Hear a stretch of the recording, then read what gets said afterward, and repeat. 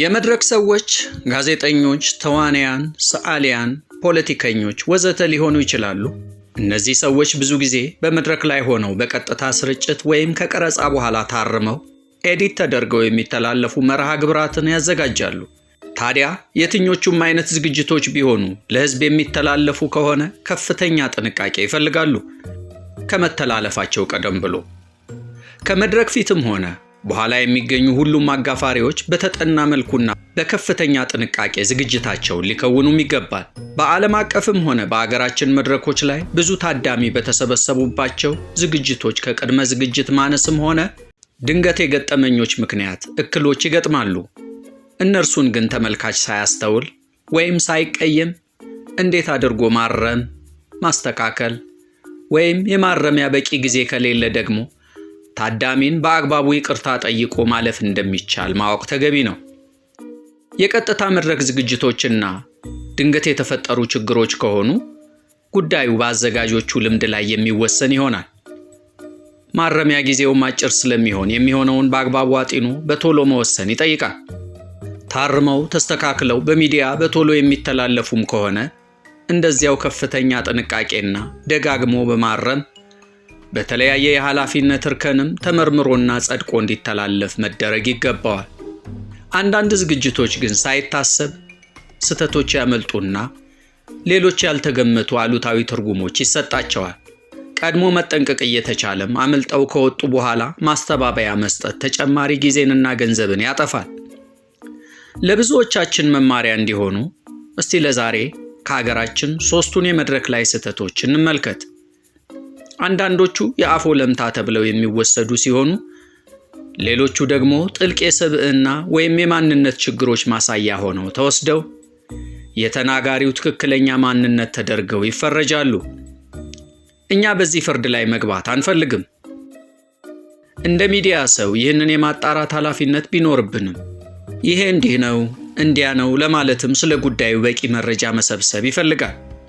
እናንተ ግን እንደ አድማጭ ተመልካች ትችላላችሁ።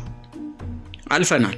3 ሰይፉ ፋንታሁን አንጋፋና ተወዳጅ የሚዲያ ሰው ነው። በቅልጥፍናው፣ በመረጃ አደረጃጀቱ፣ በቀልዶቹና በሙያው ብዙ አድናቂ አፍርቷል። አያሌ ቃለ መጠይቆችን አድርጓል። ስለሆነም ቢሳሳትም አይገርምም። የሚሰራ ሰው ሲሳሳት ያምርበታልና። ጉዳዩ ያለው ታርሞ ተስተካክሎ መተላለፍ ሲገባው ከነጉድፉ በመተላለፉ ግን ስህተት ተፈጥሯል። ከአንድም 2 ጊዜ በእኛ እይታ ነው። ታዲያ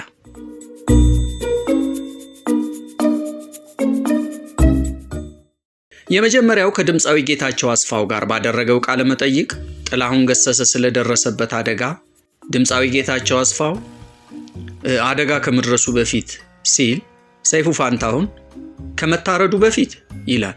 1-2-3 አልበም ሰርቷል ነበር። አደጋ ከመድረሱ በፊት ከመታረዱ በፊት የሰራቸው 3 ከመድረሱ በፊት ከመታረዱ በፊት የሰራቸው 3 ማለት ሰርቷል ነበር። አደጋ ከመድረሱ በፊት ከመታረዱ በፊት የሰራቸው 3 ሰርቷል ነበር። አደጋ ከመድረሱ በፊት ከመታረዱ በፊት የሰራቸው 3 ጉዳያችን እዚህ ላይ ነው። መታረድ የሚዲያ ቋንቋ አይደለም። አሁን ከለውጡ በኋላ በየቦታው ድርጊቱ በዛና ቃሉ ቀለል ብሎ አደባባይ ወጣ እንጂ በጣም ጸያፍና ሰቅጣጭ ቃል ነው። በሀገራችን ከብት እንኳን ተባረከ ይባረክ ነው የሚባለው እንኳን ለሰው። ስለሆነም ቃሉን ማውጣት ወይም ማረም ይቻል ነበር በኤዲቲንግ። ነገር ግን እንዳለ ከነ አፍ ወለምታው ተላልፎ ጸያፍ ንግግር ለታሪክ ተቀመጠ።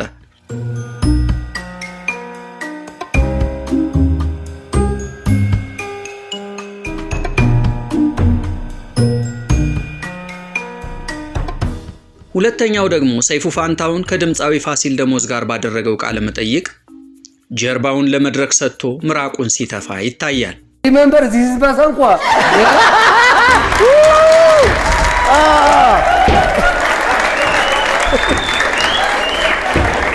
ማርያም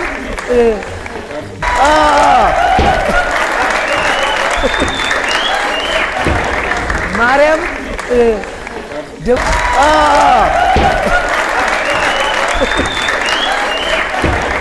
ማርያም ይህም በቀላሉ ተቆርጦ መውጣት ይችል ነበር። ግን ሳይቆረጥ ተላልፎ ይህንንም ጸያፍ ድርጊት ብዙ ሰዎች ያዩት ይመስለናል።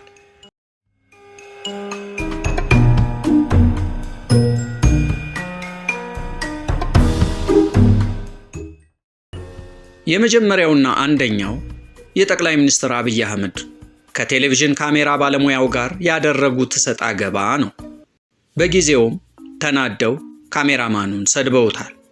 ይህ ስድብ በወዳጆቻቸውም ሆነ በተቺዎቻቸው ዘንድ የተወደደላቸው አይደለም።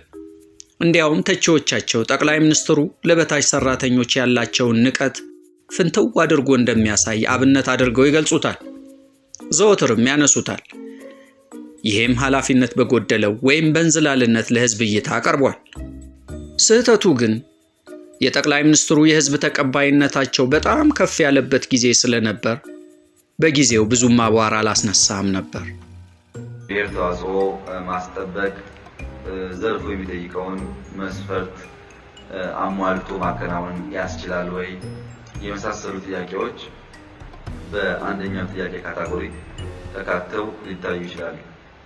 እነዚህን ጥያቄዎች ለመመለስ የሚጠበቅ ነው። ጀዝባ ነው። የለም እኔ እዛው ላይ መልስ መስሎኝ ነበር። ጥያቄ ብቻ መስሎኝ ትቆርጠዋለህ። የሚጠበቅ ነው። ጀዝባ ነው።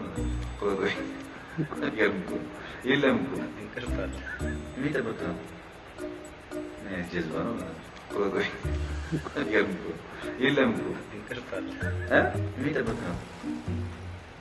ጀዝባ ነው። የለም የሚጠበቅ ነው።